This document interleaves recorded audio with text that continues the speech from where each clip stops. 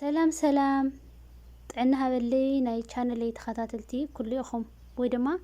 ናይ ሰናይ ዘበን ኩሉ ተኸታተልቲ ዩቲዩብ ቻነል ከመይ ኣለኹም ከመይ ትኾኑ ከመይ ናብዛ ሰዓት እዚኣ በፂሕኹም ኣነ ሰላም እየ እግዚአብሔር ይመስገን ሰላም ክትኾኑ ናይ ኩሉ ግዜ ትምኒተይ እዩ ከምቲ ልሙድ ናብ ቻነለይ ሓደሽቲ ትመፁ ላይክ ሳብስክራይብ ብምግባር ቤተሰብ ኩንኹም ቤተሰብ ዝኾንኩም ድማ كان قدمكم هناصاي ዝኾነ ርእይተኹም ኣይፈለየኒ እናወልክየ ብሓቂ ኣብዚ ሰሙን እዚ ጥፍኢለ ብዙሕ ቪድዮ ኣይሰራሕኹን ምክንያቱ ምስቲ ስራሕ ዘሎ ናይ ረመዳን ብምዃኑ እሽተን መሙችሻኣውን ብጣዕሚ ስራሕ ስለዝኾነ ኮይኑ ግን በቲ ናፊቐኩም ንኽብለኩም እየ ብጣዕሚ ነፈቕ ኣቢለኩም ቀኒየ ኮመንትኹም ቱሪን ርእይተኹም ሓሳባትኩም بتعمي نفقني قانية لما عند دما بأزي حصر زلا عرأستي مزيكم زلخو السدما عبناي دك أنستيو حواتنا زقبر تسقطي أمان نياو قال نستيت مالتي الحنت قال نستيت اللي مش مقاقل كال قبر تسقطي بزعواسي نشتن كزاروكم دالي مالتي كم حسابك وسخاتمون حسابكم هاو مالتيو كلاتك لا تدقاقف كأخذ خير مو حدا خقاقة خلو حدا حق زارو كل حدا خقاقة سر الخنا كلاتنا إيدين قوانتم كوينا ساساتنا لا تمخخرنا ساساتنا لا تمععدنا نحرك الخروخنا نمبر حدا وقاسي حدا توقاسي تخونك نخليخا أعقابي أيكوننيو متم أو سوشيال ميديا بزح نقر نر لناينا بعديتيون بزح جيزة تزاريبي بزعبات سقطنا يقال نسيتي أو قال نسيت كبر زر سقطي زبل تزاريبا نيرية يسرحيها فيديوهات مالتيو نايل ما عند ما أبناي تتقمتي ناي سوشيال ميديا زخانة أحواتنا زايدنا ناي قال ألولا مالتيو كلها تنو سوشيال ميديا من كم رينا ينخونا بطعمي زايد العرسة حجز لدليت حجز الحاتتت حجزنا لولتي نيرة تقدنا يقول دق أنستيب طعمي زحزن مالتيو እግዚአብሔር አምላክ يحجز እግዚአብሔር አምላክ ይኸላ በተሰፈጠረ ኩነታት ደማ ብዙሓት ሰባት ላተላገጹ ላሰሓቁ ብሰስ ብስተገበረቶ አክሽን ሰኽተክ ከላ ዝገበረቶ ናይ ገጻ ኩሉ ነገራ በቃ ስለምንታይ እዚላ ኢሎም ላው ኮይኒሮም ስመጀመሪያ ሰው ኮይኑ ዘይጽጉመ ሰብ የለ ኩላትና ይጽግመና እዩ ክጽግመና ለዩ ንሓዘለለና ይዳይና እምበር ናናጋ ብምንታይ ከም ጽግመና አይንፈልጥና አጋጣሚ በዚህ ጉዳይ ተሻማቀቁ ሰባት ወይ ድማ ብናይ ካልእ ሰባት ገጸ ባህርያት ሕማቅ ነገር እትሰርሑ ሰባት እግዚአብሔር አኽእሎ ይሃውኩም እግዚአብሔር አምላክ መስተውዓል ዓይኒ ልቦና ክብለኩም ይላወኩም ካብ ሓሊፉ ድማ ናይ ጓል አሉላ ማለት እዩ ኣብ ጓል አሉላ ዘረአናዮ ኩሉ ነገር መጀመርያ ጓል አላ ከም ኩላትና ንፈልጣ ኣብ ሶሻል ሚድያ ንህዝባት ሕግዝያ ብሓቂ نبعلها زي تخون دامبر أبدأ عرب كمان تقصير على سرحة نحنا كوز كل نجار مقاركون خيرنا ناي مزرعة وكلت هلنا أيو كل نجار مقارسين نخيلنا جن كوينو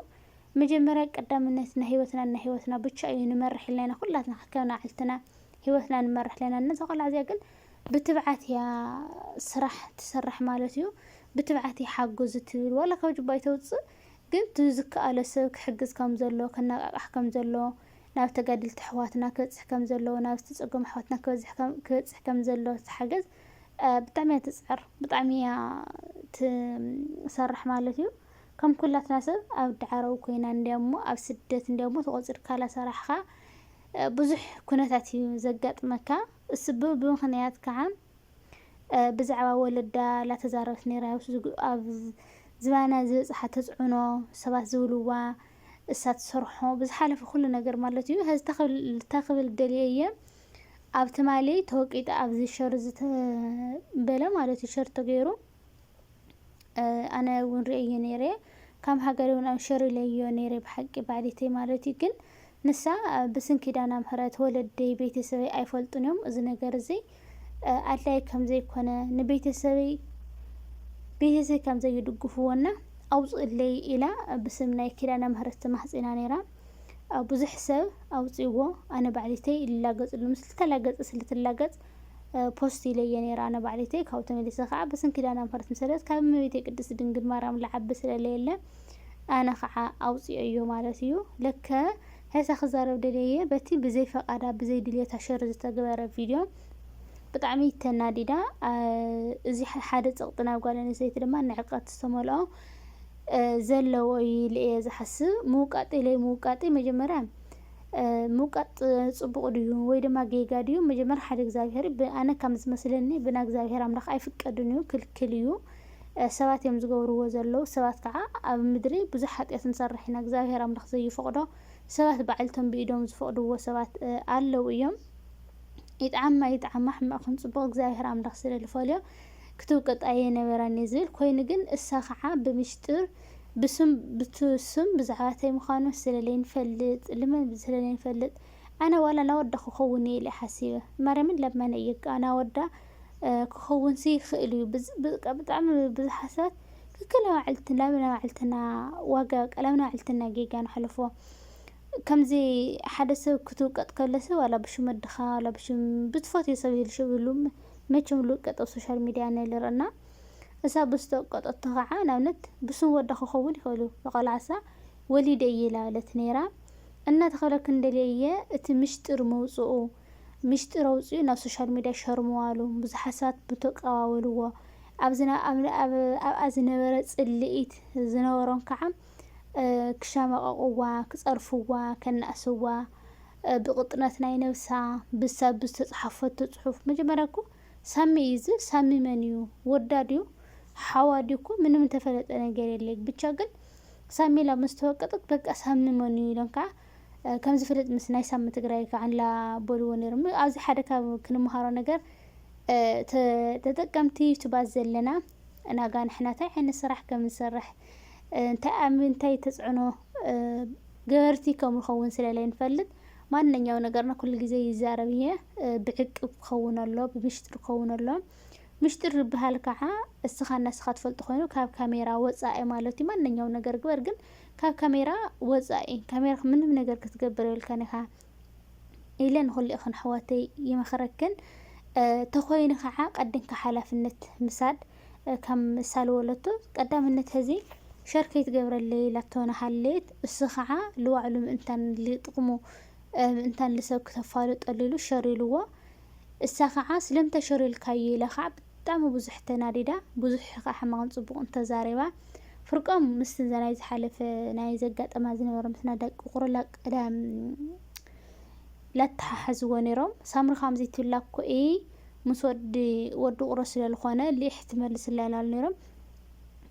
እሳ ከዓ ካብቲ ሓደ ላወለቶ ለነበራት